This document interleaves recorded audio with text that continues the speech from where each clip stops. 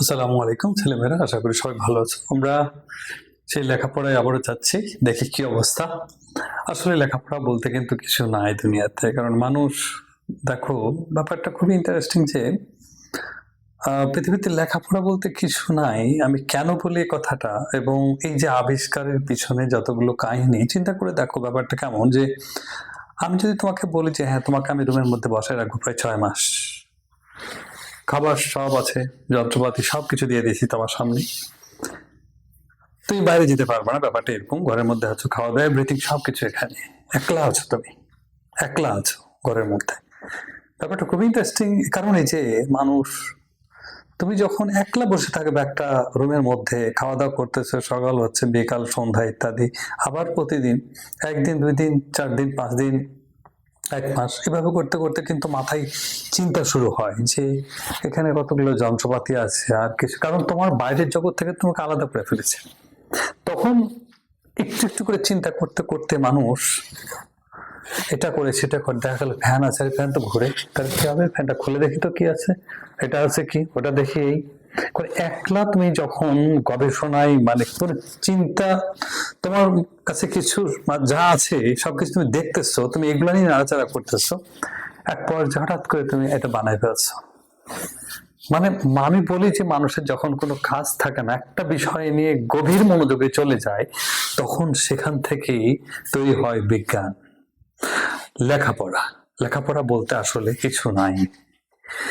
তো তারপর একটু লেখাপড়া করতে হচ্ছে আমাদের। এই চ্যাপ্টার 4 আমি বলছিলাম যে তোমাদের মৌলসমূহের পর্যাবৃত্ত ধর্ম এবং রাষ্ট্রিক বন্ধন চ্যাপ্টার, তোমরা 3টা লেকচার এর আগে পেয়েছো।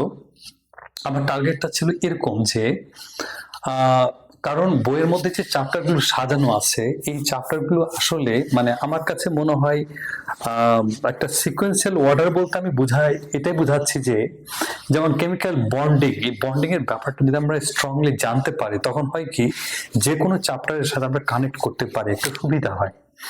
তো মৌলসমূহের পর্যাবৃত্ত ধর্ম, যেমন এই পার্টের মধ্যে কিন্তু অনেক কমপ্লেক্স আয়নের ফরমেশন আছে, প্রাইমারি সেকেন্ডারি ভ্যালেন্সি ইত্যাদি ইত্যাদি, এবং তার হাইব্রিডাইজেশনও আছে যেখানে।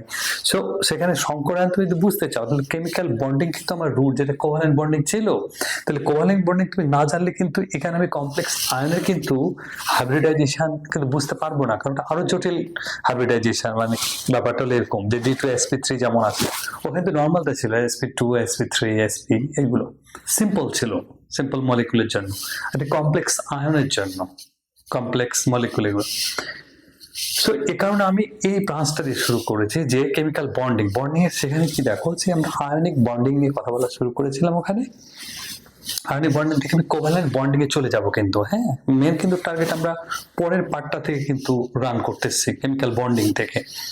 সো আমার এই আয়নিক বন্ডিং পড়াতে গিয়ে আমরা একটুখানি বিষয় দেখলাম সেখানে যে আয়নিক যৌগগুলোর পোলার আয়নের একটা যে ঘটনা ছিল, আমরা আলোচনা করেছিলাম ফাদান্স রুল, সাথে করে আমি দেখতেছি যে না, আরো দু একটা পয়েন্ট চলে আসতেছে অটোমেটিক্যালি। আমার এই ব্রাঞ্চের কিছু পড়াও কিন্তু হয়ে যাচ্ছে ওই আয়নিক বন্ডিং পড়াতে গিয়ে, কারণ সেখানে সোডিয়াম ক্লোরাইড যে আমরা পেয়েছিলাম, সোডিয়াম আয়ন কিন্তু ছিল, কিন্তু আমি বলি নাই যে সোডিয়াম আয়নটা আসলে তৈরি হয়েছে কি করে। আমি সেই গল্পটা তোমাদেরকে আমি এখন বলবো।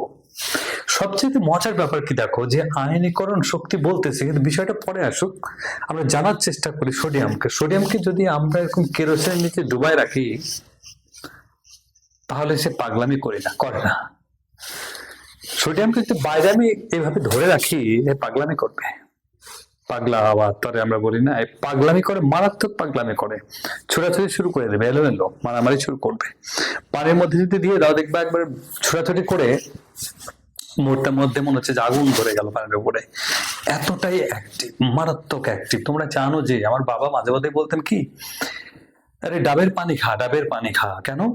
ডাবের পানি খেলে নাকি মানে অসুস্থ মানুষ সুস্থ হয়ে যায় মুহূর্তের মধ্যে। আরে ডাবের পানিতে সোডিয়াম পটাশিয়াম আছে, তো তো এই সোডিয়াম তো মারাত্মক অ্যাক্টিভ মৌল।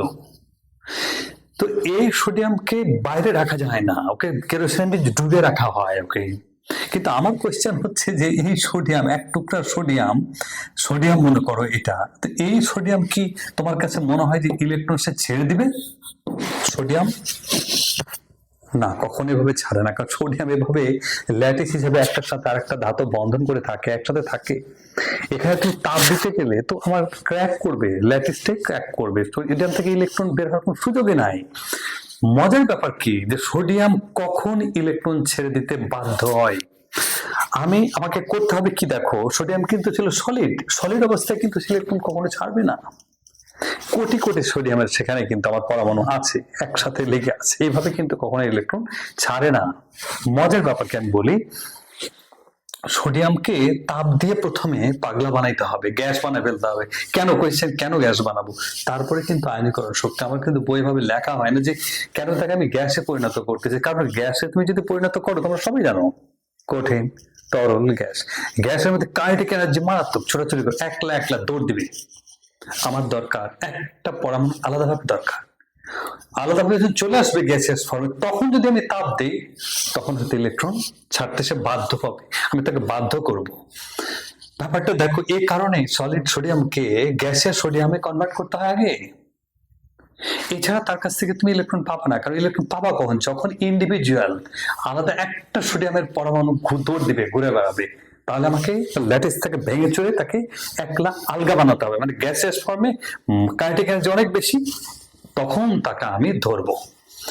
ফার্স্টে এ কারণেই দেখো যে তাকে গ্যাসে পরিণত করে নিতে হয়। গ্যাসে যখন তুমি পরিণত করে নিবা, গ্যাসে পরিণত করলাম, এরপরে এখানে আমি তাপ দেওয়া শুরু করলাম, হিট দেওয়া শুরু করলাম এটাকে। তুমি যদি হিট দেওয়া শুরু করো এটাকে, তখন এই নিউক্লিয়াসের সাথে ওই ইলেকট্রনের যে সম্পর্ক, তাকে তো আকর্ষণ করে আছে। এখন সোডিয়ামকে যখন তাপ দেওয়া শুরু করব, তখন এই ইলেকট্রন কান্নাকাটি করে যে মারে আমারে বাঁচাও, আমারে আকর্ষণ করো, আমি তো ছুটে পালিয়ে যাচ্ছি, আমার তো এমনি আকর্ষণ কম ছিল একটুখানি, এবার তাপ দেওয়া শুরু করেছি যখন, তখন ওই আকর্ষণ বল আর ধরে রাখতে পারে না। মা তখন আর সন্তানকে, ইলেকট্রনকে ধরে রাখতে পারলে, বলে বাবা আমি আর পারতেছি না, এই তাপে তুই যা। ও যখন চলে গেল, তখনই হয়ে যাবে সোডিয়াম। আর তবে সোডিয়াম আয়নিক ফর্মে যখন সে চলে গেল এরকম ভাবে, তখন কিন্তু গ্যাসেস ফর্মেই সে আছে, কারণ গ্যাসেস অবস্থায় নিয়ে তাপ দিচ্ছি। ইলেকট্রন কোনটা যাবে, যে ইলেকট্রনের সাথে নিউক্লিয়াসের আকর্ষণ সবচেয়ে কম, দৌড় দেবে। এভাবে ধাতুগুলো কি হয়, এই গ্যাসিয়াস ফর্মে আয়নে পরিণত হয়ে যায়। তখন আমাকে যে শক্তি প্রয়োগ করা লাগলো, ওই শক্তির নামটাই হলো আয়নীকরণ শক্তি। আমরা সংজ্ঞা দেই, সংজ্ঞা আসলে কিছুই না, আমি আগে বলেছি লেখাপড়া কিছুই না, ঘটনাটাকে সাজাই বললে ওটার নামই লেখাপড়া। যেমন আমি যদি বলি হ্যাঁ এটা 1 মোল ছিল আমার সোডিয়াম আয়ন, কারণ 1 মোল দিয়ে আমার সবকিছু ডিফাইন করতে হয়, পার মোলের জন্য ডেফিনেশন গুলো এভাবে হয় যে 1 মোল হ্যাঁ সোডিয়াম, তো গ্যাসীয় অবস্থায় থাকতে হবে। যদি একটা ইলেকট্রন বাইরের শক্তি স্তর থেকে তাকে বের করতে যে শক্তির প্রয়োজন হয়, শুধু তাই না, বের করে আবার তাকে 1 মোল সেই ক্যাটায়নে, 1 মোল ক্যাটায়নে আমরা সে গ্যাসীয় অবস্থায় থাকবে, তৈরি করতে যে শক্তির প্রয়োজন হয় তাকে বলা হয় আয়নীকরণ শক্তি। তবে কথা আছে, একটা ইলেকট্রনকে বের করলে প্রথম আয়নীকরণ শক্তি, দুইটা ইলেকট্রন বের করলে দ্বিতীয় আয়নীকরণ শক্তি হবে, তখন কিন্তু প্লাস চার্জ কিন্তু একটা করে বাড়তে থাকবে। তবে মনে রাখতে হবে যে একটা ইলেকট্রনকে বের করতে গেলে যে আয়নীকরণ শক্তির মান, এটা আমি দেখিয়েছি প্রায় 500 কিলোজুল পার মোল, এটা একটু কম হয়, আমি 500 একটা রাউন্ড ফিগারে লিখেছি। তাহলে এটা হচ্ছে আমার প্রথম আয়নীকরণ শক্তি, E1 দিয়ে লিখেছি, E1 E2 E3 এভাবে হতে পারে। আমার কোশ্চেন, তোমাদের কাছে আমার কোশ্চেন কে আনসার করবে, যে এই ইলেকট্রনটা চলে গেল, খুবই ফাইন, আমি যদি বলি এবার এখন তার যে অবস্থা, এই অবস্থায় কিন্তু তার ইলেকট্রন 10টা হয়ে গেছে, 10টা হয়ে গেছে মানে সে নিয়নের ক্যারেক্টার লাভ করেছে।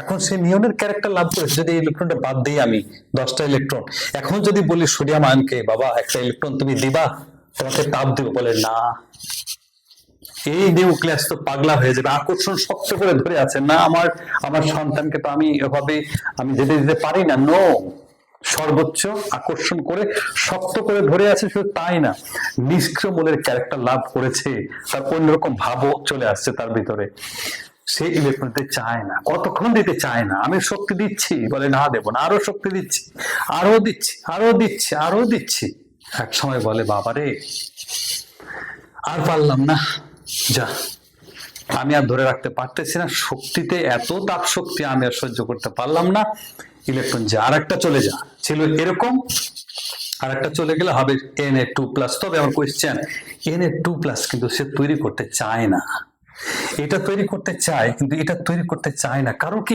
এত শক্তি দেওয়া লাগে, প্রায় 9 গুণ বেশি শক্তি দিতে হয়েছে আমার, কারণ নিষ্ক্রিয় মূলের ক্যারেক্টার লাভ করেছিল যে, এই কারণে আমি ইলেকট্রন আর বের করতে পারছিলাম না, প্রচুর শক্তি আমাকে ঢালতে হয়েছে, প্রায় 9 গুণ বেশি।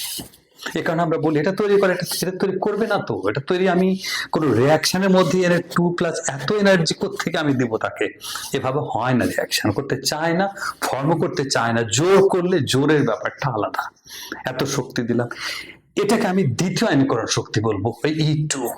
কথা বুঝতে হবে আমাদেরকে।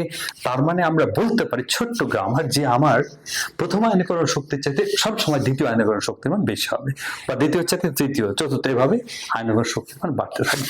আয়নীকরণ শক্তি ভেরি সিম্পল, জটিল কিছুই না, একেবারেই সহজ, যে বাইরের শক্তি স্তর থেকে এই ধাতুগুলোর ইলেকট্রনকে যদি আমরা বের করি, সেক্ষেত্রে আমরা শক্তির যে প্রয়োজনটা হচ্ছে ওটা আয়নীকরণ শক্তি। তবে ডেফিনেশন দেওয়ার সময় পার মোলের কথা বলতে হবে, 1 মোল থেকে একটা ইলেকট্রন, এবং 1 মোল কিন্তু গ্যাসীয় ক্যাটায়নেই পরিণত করছি আমরা, খেয়াল রাখতে হবে বিষয়টা। তবে এই ক্ষেত্রে একটুখানি আমাদেরকে গান গল্প করতেই হয়। সেটা কেমন? আমি যদি বলি পর্যায় সারণীর মধ্যে ঢুকে পড়ি, এবার তোমরা বুঝতে পারছো, সবারই জানা, খুবই সুন্দর মতো জানা, বিভিন্ন ধরনের নিয়ামক। এখন আমার কথা হলো যে আয়নীকরণ শক্তিকে প্রভাবিত করতে পারে কারা, কিভাবে, সেটা আমরা একটু দেখে আসি। দেখো, যে দ্বিতীয় পর্যায়ের যে মৌলগুলো আমরা আমরা জানি যে গ্রুপ 1 থেকে আমরা লিখেছি, এটা 80। তো দ্বিতীয় পর্যায়ের মৌল যেমন lithium, beryllium, boron, carbon, nitrogen, oxide, এটা আমরা সবাই জানি। সিম্পল একটা আমরা চিন্তা করি, দ্বিতীয় পর্যায়ের মৌলটাকে নিয়ে আমরা চিন্তা করি, আরেকটা চিন্তা করবো গ্রুপ 1 এর মৌলগুলোকে নিয়ে, আমার টার্গেটটা কি, what is the target. Very simple, আমরা জানতে চাই একটা পর্যায় সারণীর কোন পর্যায়ে বাম থেকে ডান দিকে গেলে, কিংবা কোন গ্রুপের উপর থেকে নিচের দিকে গেলে আমার আয়নীকরণ শক্তির মান বাড়ে নাকি কমে, এই বিষয়টা আমরা জানবো। এখানে 4টা বিষয় আছে, যেমন পর্যায় এবং গ্রুপকে অ্যানালাইসিস করতে হবে, দেখতে হবে আয়নীকরণ শক্তির মান কোথায় কমে কোথায় বাড়ে। আচ্ছাদন প্রভাব বা শিল্ডিং ইফেক্ট আমরা বলি, সেটা আমরা দেখব। আবার অরবিটালি ইলেকট্রন অবস্থাটা দেখবো, নিষ্ক্রিয় মৌলের যে কাহিনী আছে, ইলেকট্রন বিন্যাস, কয়েকটা ফ্যাক্টরস বলি আমরা, যে এরা আয়নীকরণ শক্তির মানকে কিভাবে প্রভাবিত করে। ভেরি সিম্পল, জাস্ট ছবির দিকে একটু তাকালেই হয়। আমি ছবিতে একটু এঁকেছি, তোমার আঁকতে হবে সেরকম কিছু না, বোঝানোর জন্য। যেমন আমরা দেখতে পাচ্ছি যে উপর আমরা যদি কোনো গ্রুপ অ্যানালাইসিস করি, যে উপর থেকে নিচের দিকে যদি যায়, সেক্ষেত্রে হয় কি, একটা করে শক্তি স্তর বাড়তে থাকে। লিথিয়ামের 2টা শক্তি স্তর ছিল, সোডিয়ামের 3টা, পটাশিয়ামের 4টা, তারপরে 5টা, রুবিডিয়াম, সিজিয়াম, ফ্রান্সিয়াম। আমার কোয়েশ্চেন হলো, আমি কিন্তু প্রথম আয়নীকরণ শক্তি, শুধু আয়নীকরণ শক্তি বলা মানে প্রথম আয়নীকরণ শক্তিকেই বোঝানো হচ্ছে। এখানে মজার ব্যাপার, আমি যদি এদিকে তাপ দেওয়া শুরু করি, মনে রাখবে তাপ কখন দিবে, তাপ কিন্তু সলিড অবস্থা নয়, তাহলে কিন্তু আমার ওই ধাতুর ল্যাটিস কিন্তু একবারে ক্র্যাক করে এলোমেলো হয়ে যাবে। তখন আমাকে অন্য হিসাব করতে হবে যে আমি টোটাল এনার্জি, তখন ওই আরেকজন পণ্ডিতের থিওরি আছে, ওইভাবে তখন টোটাল এনার্জি বের, আমি ওখানে কিন্তু আমরা যাচ্ছি না, আমাকে জাস্ট কি করতে হচ্ছে, আয়নীকরণ শক্তি, মানে ডেফিনেটলি আমার এই ধাতুগুলোকে গ্যাসে ট্রান্সফার করতে হবে, তারপরে তাপ দিয়ে ইলেকট্রনকে ছাড়াতে হবে, কোনটা, বারের শক্তি স্তরে, যেটা লুজ কালেকশন, অ্যাট্রাকশন কম আছে। তার মানে এই ইলেকট্রনটা কিন্তু প্রত্যেকটা ধাপে যাচ্ছে, আমার এই একটা ইলেকট্রনকে আমি তাড়ানোর চেষ্টা করতেছি। আমাকে এখন দেখতে হবে কম্পারেটিভ স্টাডি কি, কোন গ্রুপের উপর থেকে নিচে গেলে আকার বড় হয়, আকার যদি বড় হয়, নিউক্লিয়াসের সাথে তার আকর্ষণ বল কমে যায়, নিউক্লিয়াসের সাথে আকর্ষণ বল যত কমবে, তত কি হবে, ততই আমি তাকে তাড়াতাড়ি ইলেকট্রনটাকে আমি বের করতে পারবো, মানে কম শক্তি দিলেই ইলেকট্রনটা বের হয়ে যাবে। কারণ লিথিয়াম 3টা ইলেকট্রন, সে শক্ত করে বাইরের শক্তি, দ্বিতীয় শক্তি স্তরের ইলেকট্রন শক্ত করে ধরে আছে, তাকে তাপ দিলাম, লিথিয়াম বলে নো, আমার ইলেকট্রন দেবো না, নো আমি দেবো না। সোডিয়াম কম্পারেটিভলি কিন্তু একটু দূরে চলে গেছে, মানে আমার শক্তি স্তর বাড়তেছে। রুবিডিয়ামকে যদি আমি বলি যে তোমার ইলেকট্রন নিব, মানে এখান থেকে বাইরের শক্তি স্তর, তার তো অনেকগুলো এনার্জি লেভেল, ওদের চাইতে বড় হয়ে গেছে আকার, একটা করে এনার্জি লেভেল বাড়তেছে। যখন তাপ দেই, তখন কখন যে ইলেকট্রন চলে গেছে, রবিটা বলে কি হয়েছে, আমার ইলেকট্রন নাকি চলে গেছে, একটা খবর পেলাম। আসলে ওই নিউক্লিয়াসের সাথে এত দূরে যে, তারপরে সিজিয়াম ফ্রান্সিয়ামের কথা কি বলবো, আরো দূরে ইলেকট্রন যে কোন সময় চলে গেছে অনেকক্ষণ পরে খবর পাবো, আমার ইলেকট্রনটা চলে গেছে না, ব্যাপারটা এরকম। কারণ আকর্ষণ বলটা কমে গেছে। আমরা এক কথাই বলতে পারি, কোন গ্রুপের উপর থেকে নিচে দিয়ে গেলে আকার বড় হয়, আকার বড় হওয়ার সাথে সাথে নিউক্লিয়াসের সাথে বাইরের শক্তি স্তরে ইলেকট্রনের আকর্ষণ কমে যায়, ফলে তাকে কম শক্তি প্রয়োগ করলে বাইরের শক্তি স্তরে ইলেকট্রনটাকে তাড়ানো যায়। তার মানে আয়নীকরণ শক্তি কম হবে যত আমি উপর থেকে নিচে যাবো। কোয়েশ্চেন হলো আরেকটা, পর্যায়ে বাম থেকে যত ডানে যাব আমি, এখানে আমার ঝামেলা কি, দ্বিতীয় পর্যায়ে মানে কি, প্রত্যেকটার দুইটা করে এনার্জি লেভেল, সবার দুইটা করে। কোয়েশ্চেন হলো কি, এখানে আমি বাম থেকে যত ডানে যাব, যেমন বেরিলিয়াম 4, প্রোটন নাম্বার 4 মানে কি, তার 4টা ইলেকট্রন, প্রোটন কিন্তু 4টা, প্লাস কিন্তু 4টা, প্লাস চার্জ 4টা ইলেকট্রনকে আকর্ষণ, এটা 5টা প্লাস চার্জ 5টা ইলেকট্রনকে আকর্ষণ করে, এটা হচ্ছে 6টা প্লাস চার্জ পজিটিভ চার্জ 6টা ইলেকট্রনকে আকর্ষণ করে।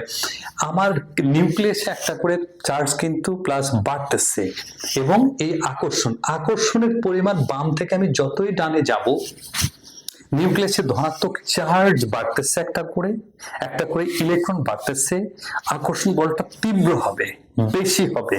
কারণ এর যে 4টা বা এখানে 3টা ছিল, 3টা প্রোটন 3টা ইলেকট্রনকে যে আকর্ষণ করবে, আকর্ষণ বল তার চাইতে যত আমি ডান দিকে যাব একটা করে প্রোটন, কারণ কি আমার শক্তি স্তর তো বাড়ে না, দুইটাই আছে, তখন কি হয়, আকর্ষণ বলটা তীব্র হয়। আকর্ষণ যত তীব্র হবে তখন হয় কি, তার আকারটা একটু একটু করে কাছে চলে আসে। কারণ এত আকর্ষণ টানে, আমরা বলি না ভালোবাসার টানে কাছে আনে। এই যে বাম দিক থেকে ডান দিকে যদি আমি যাই যে কোনো পর্যায়ের, তার শক্তি স্তর না বাড়ার কারণে বাড়ে না, কিন্তু আকর্ষণ বলটা বেড়ে যায়, ধনাত্মক চার্জ নিউক্লিয়াসে বেড়ে যাওয়ার কারণে, ফলে এদের আকার কিন্তু ছোট হয়। তো আকার যদি ছোট হতে থাকে ক্রমান্বয়ে, তাহলে সেক্ষেত্রে কি হবে, সেক্ষেত্রে আয়নীকরণ শক্তির মানের কি পরিবর্তন হতে পারে।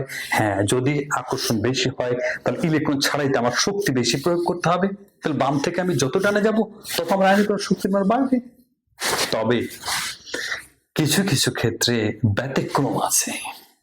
ব্যতিক্রমটা কেন তা আমরা জানি। যেমন আমি যদি বলি যে নিষ্ক্রিয় মৌলটার ক্ষেত্রে অনেক বেশি হয়ে যাচ্ছে উল্টা পাল্টা, তার তো আমরা খাইনি জানি, তবে বাকিগুলোর কথা আমরা একটু দেখে আসি, একটা ছবি দেখে আসি, লেখচিত্র দেখবো আমরা একটা। আমি আগে বলতেছি লেখাপড়া বলতে কিছু নাই, খুবই সিম্পল লেখাপড়া, ছবিটা দেখে ভয় পাওয়ার কিছু নাই। ছবিটা যে কেউ আঁকতে পারে, ভেরি সিম্পল, আরো বড় করা যাবে ছবি, কিছুই না। এখানে এই পাশে আমি যে অক্ষরটা ধরেছি ওয়াই, আয়নীকরণ শক্তি, আর এই পাশে ধরেছি আমি পারমাণবিক সংখ্যা।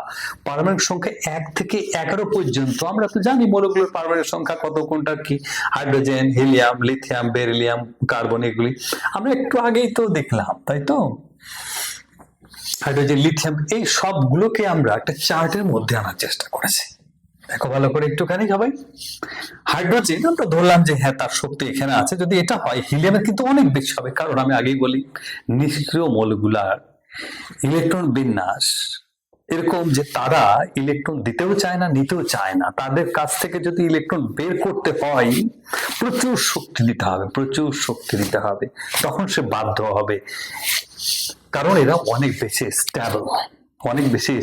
আমি আগের লেকচারে বলেছিলাম যে এত বেশি স্টেবল কারণ কি, অ্যাঙ্গুলার মোমেন্টামের কথা একটু বলেছিলাম, কেউ যদি বেশি জানতে চাও ওখানে একটু দেখে নিতে হবে। তো নিষ্ক্রিয় মৌল যারা আছে তাদের কিন্তু আয়নীকরণ শক্তির মান অনেক বেশি, কারণ তাদের কাঠামোটাই কাঠামোটা অনেক স্টেবল। কিন্তু আমার কথা হলো যে এরকম ভাবে তো ছবি হওয়ার কথা ছিল না, কেন হলো এটা? আমার তো বাম থেকে ডান দিকে গেলে যে কোনো পর্যায়ের আয়নীকরণ শক্তির মতো বাড়তে থাকা উচিত ছিল, কেন এরকম ছবি হলো? আমরা একটু ঘুরে আসতেছি। যেমন হ্যাঁ, হিলিয়ামটা ঠিক আছে, যে কারণ সে নিষ্ক্রিয় মৌল অনেক বেশি। এরপর আমরা ধরলাম লিথিয়াম, এখান থেকে আমি হিসাব করি তাহলে পরে সহজ হবে। লিথিয়াম তার হচ্ছে আয়নীকরণ শক্তির মান ছিল আমার এখানে এই লেভেলে ছিল, 3টা তার প্রোটন নাম্বার। বেরিলিয়াম লিথিয়ামের পর কি, লিথিয়ামের পর হচ্ছে বেরিলিয়াম। হ্যাঁ, বেরিলিয়ামটা বেশি বেশি দেখা যাচ্ছে ছবিতে, গুড, ভালো কথা। কিন্তু আনফরচুনেটলি বোরনটারও বেশি হওয়ার কথা ছিল, হয়নি, কমে গেছে। তাকাই এদিকে আমরা, বেরিলিয়ামের সাথে বোরনের একটা গোলমাল লেগে গেছে তার ইলেকট্রনিক কনফিগারেশনে। বেরিলিয়ামে জোড়ায় জোড়ায় আছে ইলেকট্রন অরবিটাল সব ভরপুর আছে, বাট বোরনের দিকে তাকায় আমরা, এই একটা ইলেকট্রন পি অরবিটালে, এটা অর্ধপূর্ণ না, এটা পরিপূর্ণও না। ফলে এটা কিন্তু আমার এত স্টেবল কাঠামো না। মনে রাখবে, কোন অরবিটাল যদি অর্ধপূর্ণ হয় কিংবা পরিপূর্ণ হয়, তাহলে সেটা হচ্ছে বেশি স্টেবল কাঠামো। এই অরবিটাল গুলো তখন হচ্ছে স্থিতিশীল বা স্টেবল আমরা বলি এটাকে। তো এক্ষেত্রে আমরা বলবো যে দেখো, বেরিলিয়ামের যে দুইটা ইলেকট্রন থাকার কথা ছিল, অরবিটালটা পরিপূর্ণই আছে। তাহলে আমি যদি বোরনকে বলি গিয়ে, ভাই বোরন ভাই, বা বেরিলিয়ামকে বললাম, বেরিলিয়াম তুমি কি একটা ইলেকট্রন দিবা? বলে না, কেন দিব? বলে আমার অরবিটালে যা যা ইলেকট্রন থাকে আমার সব কিছু ফিল আপ হয়ে যায়, আমি দিব না। বোরনকে যদি বলা হয় যে তুমি কি একটা ইলেকট্রন দিবা, সে চিন্তা করবে, বলবে যে হ্যাঁ দেখি তো কি অবস্থা, এটা ফিল আপ আসছে, ঝামেলা নাই, এটা ফিল আপ আছে, ঝামেলা নাই। পি অরবিটালে একটা ইলেকট্রন কাঁদতেছে, বলে যে হ্যাঁ। এখন এর কারণে দেখা গেল কি, বেরিলিয়ামের চাইতে বোরনের এই ইলেকট্রন দেওয়াটা সহজ, কারণ তার ইলেকট্রন অরবিটালে ইলেকট্রনের অবস্থায় দায়ী, সে অর্ধপূর্ণ না, পরিপূর্ণ নয়, যার ফলে সে ইলেকট্রনটা সহজেই দিতে পারে। এ কারণে দেখা যায় বেরিলিয়ামের চাইতে বোরন, আমরা দেখতে পাচ্ছি বেরিলিয়ামের চাইতে বোরনের হওয়ার কথা ছিল বেশি আয়নীকরণ শক্তি, কিন্তু হয়ে গেছে কম। তাহলে আমরা বলবো যে অরবিটালে ইলেকট্রনের অবস্থাও মাঝে মধ্যে দায়ী হয়, এগুলো ব্যতিক্রম, কোয়েশ্চেনও করা হয় এটা নিয়ে। আবার দেখি, হ্যাঁ আমরা বলেছিলাম যে পর্যায়ের বাম থেকে ডানে গেলে বাড়বে, দেখি বোরনের পরে কার্বন, হ্যাঁ বেড়েছে, কোনো ঝামেলা নাই। নাইট্রোজেনের, হ্যাঁ বেড়েছে, কোনো ঝামেলা নাই, সব ঠিক আছে। আবার নাইট্রোজেনের চেয়ে অক্সিজেন কিন্তু কমে গেছে, কোয়েশ্চেন ওয়াই, আবার দেখতে হচ্ছে আমাদেরকে। আমি বলেছিলাম এই যে দেখো, নাইট্রোজেনের ইলেকট্রন বিন্যাস দেখতেছে, এটা হাফ ফিল্ড, আমি বলেছি অর্ধপূর্ণ বা পরিপূর্ণ, এটা স্টেবল কাঠামো। অক্সিজেনের ক্ষেত্রে দেখতেছে কি, চারটে ইলেকট্রন আসছে। এখন ব্যাপারটা এমন হয়েছে, অক্সিজেনের ক্ষেত্রে দেখা গেল যে অর্ধপূর্ণ না, পরিপূর্ণ না, বরং একটা বেশি আছে। এখন আমি বললাম এরকম যে রাজার তিন ছেলেরে বললাম, রাজাকে গিয়ে, রাজা আপনার এক ছেলেকে আমার বাসায় কাজের জন্য দিবেন কি? রাজা বলবে নো, সে তো রেগে যাবে, কখনোই সম্ভব না, আমার ছেলেকে তুমি, কত সাহস তোমার।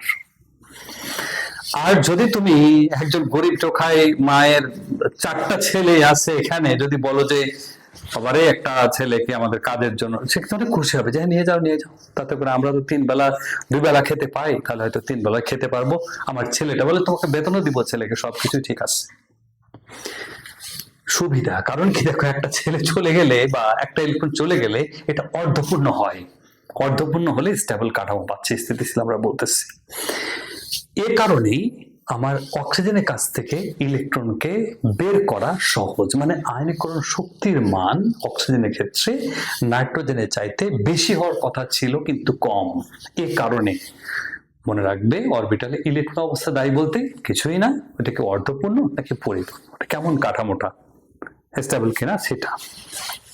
এই কারণে এই ঘটনাগুলো ঘটেছে। অক্সিজেন চাইতে ফ্লোরিনের বেশি হওয়ার কথা বেশি হয়েছে, নিয়নের বেশি হওয়ার কথা বেশি হয়েছে, এবং এই সোডিয়াম তো আবার আরেকটা পর্যায়ে চলে গেল, সোডিয়াম আরেকটা হিসাব করতে হচ্ছে আমাদেরকে। এই তো ভেরি সিম্পল, জটিল কিছুই না। নিষ্ক্রিয় মৌলের ইলেকট্রন বিন্যাস হচ্ছে পাগলা পাগলা হওয়া। তো আমরা বলি না যে ওর ইলেকট্রনের কাঠামোটা এত স্টেবল, ও ইলেকট্রন দিতেও চায় না, নিতেও চায় না। ফলে কেউ যদি ইচ্ছা করে যে না, নিষ্ক্রিয় বলো, তোমার ইলেকট্রন আমি বের করেই ছাড়বো, কোনো কথা নাই, তোমার ইলেকট্রনটা আমি বের করেই ছাড়বো, তাহলে সেখানে প্রচুর হাই টেম্পারেচার এবং প্রেসার দিয়ে ইলেকট্রনকে বের করতে হবে, তখন সে যৌগ তৈরি করতে বাধ্য হয়। এ কারণে তার আয়নীকরণ শক্তিমান অনেক অনেক বেশি। আমি একটা কথা বলতে চাচ্ছিলাম এখানে, যে আচ্ছাদন প্রভাব কোনো কোনো বইয়ে দিয়েছে, কোনো কোনো বইয়ে দেয় না। শিল্ডিং ইফেক্ট কিছুই না, যেটা আমি বলছিলাম, উপর থেকে নিচে গেলে আকার বড় হয়। আকার বড় হওয়া মানে কি, শক্তি স্তর বেড়ে যাওয়া। শক্তি স্তর বেড়ে গেলে বাইরের শক্তি স্তরের ইলেকট্রনের সাথে এই নিউক্লিয়াসের যে আকর্ষণটা কমে যায়। কেন কমে যাচ্ছে? শিল্ডিং ইফেক্ট বলতে। শিল্ডিং ইফেক্ট দ্যাট মিন্স আমার অনেক যত বেশি শক্তি স্তর হবে, যত আকার বড় হবে, তত তার শিল্ডিং এফেক্টটা বা আচ্ছাদন প্রভাব বেশি হবে। আচ্ছাদন প্রভাব বেশি মানে অনেকগুলো শক্তি স্তর দিয়ে তাকে ঢেকে রেখেছে, যে বাইরের শক্তি ইলেকট্রনটাকে আকর্ষণ করতেই পারতেছে না। আর তার আচ্ছাদন প্রভাব যত বেশি হচ্ছে আমার, মানে শক্তি স্তর যত বেশি হচ্ছে, ইলেকট্রনকে সরানো তত সহজ, মানে আয়নিকরণ শক্তিমান কম। আজকে এ পর্যন্ত ছেলেমেয়েরা, সবাই ভালো থাকবে। পরবর্তী লেকচারটা আমরা বুঝতে পারছো যে কোভালেন্ট বন্ডিং এর বিশাল এক রাজ্যে ধুয়ে যাব, দেখবা যে সবকিছুই কোভালেন্ট বন্ডিং ছাড়া কিছুই না। আয়নিক বন্ধনও কোভালেন্ট বন্ডিং এর মধ্যে পড়বে, শুনবে সবকিছুই কোভালেন্ট বন্ডিং। আমরা সেখানে যাব, ব্যাপক লেখাপড়া আছে। পর্যন্ত সবাই ভালো থাকবে। আসসালামু আলাইকুম ওয়া রাহমাতুল্লাহ।